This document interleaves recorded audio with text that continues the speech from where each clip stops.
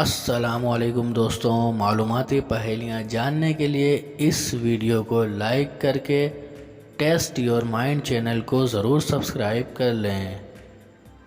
وہ کون سی چیز ہے جو گا تو سکتی ہے پر بول نہیں سکتی، پھلانگ تو سکتی ہے مگر بھاگ نہیں سکتی؟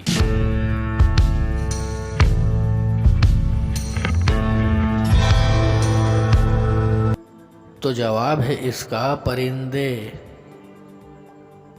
وہ کون سی چیز ہے جس کی 4 ٹانگیں ہیں مگر وہ پھر بھی چل نہیں سکتی؟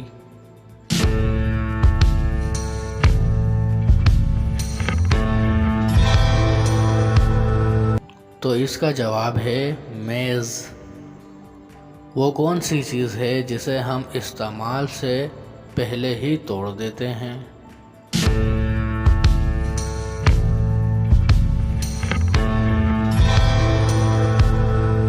تو اس کا جواب ہے انڈے۔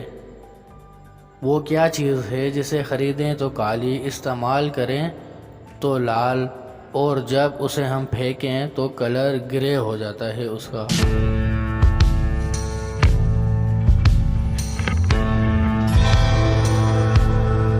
تو اس کا جواب ہے کوئلے۔